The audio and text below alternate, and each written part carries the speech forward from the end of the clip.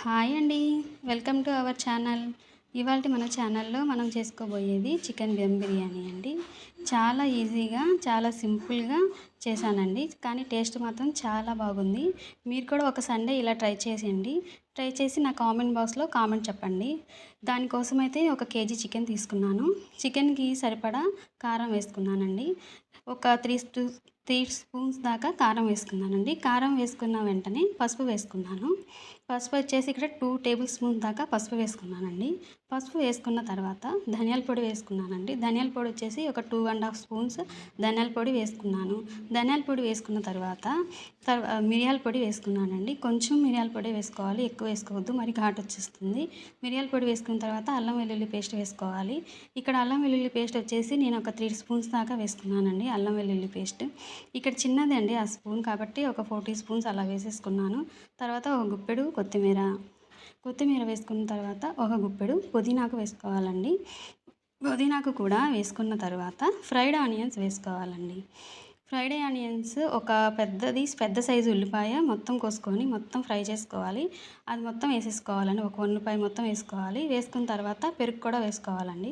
పెరుగు వచ్చేసి ఇక్కడ నేను ఒక పెద్ద గరిటెతో 4 గరిటెలు పెరుగు వేసుకున్నాను. పెరుగు వేసుకోవడం వల్ల చికెన్ అనేది చాలా బాగా వస్తుందండి. అలానే ఇందాక ఫ్రైడ్ ఆనియన్స్ చేసుకున్నాం కదండి, ఆ ఆయిల్లోనే ఉల్లిపాయలు కూడా వేసుకొని ఆనియన్స్ కూడా వేసుకొని బిర్యానీ స్పైసెస్ని కూడా బాగా వేయించుకోవాలండి.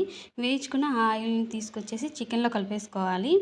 చికెన్ని బాగా కలుపుకోవాలండి. మనం వేసిన మసాలాలు, అలానే ఉప్పు, కారం, అల్లం వెల్లుల్లి పేస్ట్ అంతా బాగా కలిసి చికెన్కి పట్టేలాగా బాగా కలుపుకోవాలి. బాగా కలుపుకున్న చికెన్ని ఒక 40 నిమిషాలు లేదా ఒక 30 సెకండ్లు, ఒక అరగంట మ్యారినేట్ చేసుకొని పక్కన పెట్టుకున్నాం కదండి. ఇప్పుడు ఏ గిన్నెలో అయితే మనం చికెన్ బిర్యానీ చేయాలని అనుకుంటున్నామో ఆ గిన్నె పొయ్యి మీద పెట్టేసుకొని దాంట్లో మనం మ్యారినేట్ చేసిన చికెన్ అంతా దాంట్లో వేసుకోవాలండి. వేసుకొని చికెన్ని బాగా కలుపుకోవాలండి. మాడిపోకుండా బాగా కలుపుకోవాలి. బాగా కలుపుకున్న తర్వాత చికెన్కి మూత పెట్టేసుకోండి. మూత పెట్టుకున్న తర్వాత ఏ గిన్నెలో అయితే మనం రైస్ని బాయిల్ చేయాలనుకుంటున్నామో బిర్యానీ రైస్ని, ఆ బౌల్ తీసుకోవాలి. ఆ బౌల్ తీసుకున్న తర్వాత దాంట్లో బిర్యానీకి తగ్గగా వాటర్ పోసుకోవాలండి. వాటర్లో కొద్దిగా అల్లం వెల్లుల్లి పేస్ట్, అలానే ఇక్కడ కూడా బిర్యానీ స్పైసెస్ అని వేసుకోవాలండి. రైస్ బాగా ఫ్లేవర్గా రావాలి కాబట్టి ఇక్కడ నేను కొన్ని చెక్క, లవంగాలు, పచ్చిమిర్చి, కొంచెం కొత్తిమీర, పుదీనాకు, బిర్యానీ ఆకు, లవంగాలు, చెక్క అన్నీ వేసానండి. అన్నీ వేసి పొయ్యి మీద పెట్టుకున్నాను. పొయ్యి మీద పెట్టుకున్న బాగా మసలించుకోవాలండి. నీరు బాయిలింగ్ వచ్చేంత వరకు బాగా మసలించుకోవాలి. తర్వాత నానబెట్టుకున్న బిర్యానీ రైస్ని ఆ వాటర్లో వేసుకొని ఉడికించుకోవాలండి. పక్కన చికెన్ కూడా ఉడుకుతూ ఉంటుంది. చికెన్ చూసారు కదా, ఉడుకుతుంది. అట్లానే బాగా ఉడికించుకోవాలండి. పొయ్యి మీద పెట్టాం కదా అని మర్చిపోకూడదు, కలుపుకుంటూ ఉండాలి, లేకపోతే అడుగంటేస్తుంది. అట్లానే ఉడికించుకోవాలి. చికెన్ 50 to 60% దాకా బాగా ఉడకాలి. ఉడికిపోయింది. ఈ పక్కన రైస్ కూడా ఉడుకుతుంది కదండి. రైస్ చూసారా, ఉడికిపోయింది. రైస్ 70% ఉడికిందండి. ఇప్పుడు చికెన్ కూడా 50% ఉడికింది కాబట్టి ఆ రైస్ మొత్తాన్ని దీని మీదకి లేయర్ లాగా వేసుకోవాలండి. మొత్తం ఒకే చోట వేసుకోకుండా లేయర్ లాగా మొత్తం గిన్నెలో పరుచుకోవాలండి.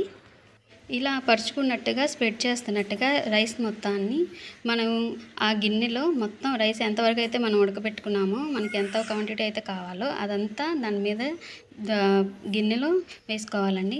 గిన్నెలో వేసుకున్న తర్వాత దాని మీద కొంచెం పుదీనాకు, కొంచెం కొత్తిమీర కొంచెం అట్లా జల్లుకోండి. జల్లుకున్న తర్వాత కొంచెం బిర్యానీ మసాలా ఉంటే బిర్యానీ మసాలా పైన జల్లుకోండి. బిర్యానీ మసాలా తర్వాత ఫ్రైడ్ ఆనియన్స్ జల్లుకోవాలండి.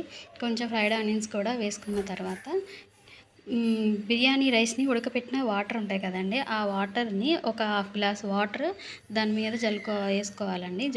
జల్లుకుంటే ఏమైందంటే చికెన్ అడుగంటకుండా బాగా వస్తుంది. తర్వాత నెయ్యి వేసుకోవాలి. నెయ్యి కొంచెం ఎక్కువగా వేసుకోండి. ఒక 2 స్పూన్స్ 3 స్పూన్స్ అలా వేసుకోండి. నెయ్యి ఎక్కువ వేయడం వల్ల రైస్ అనేది చాలా బాగుంటుందండి. తినేటప్పుడు కూడా చాలా బాగా అనిపిస్తుంది మనకి. నెయ్యి కూడా వేసుకున్న తర్వాత దాని మీద ఒక మూత పెట్టేసి మూత మీద ఒక బరువైన వస్తువు పెట్టండి. నేనైతే ఇక్కడ క్యాస్ట్ ఐరన్ ప్యాన్ ఉందండి నా దగ్గర, అది చాలా బరువు ఉంటుంది, అది పెట్టేశాను. మూత పెట్టి ఉడికించుకుంటే అంతేనండి. ఒక 30 to 40 మినిట్స్ ఉడికించుకుంటే 30 to 40 మినిట్స్ మనం దమ్ పెట్టుకుంటే మన బిర్యానీ రెడీ అయిపోతుంది. బాయ్.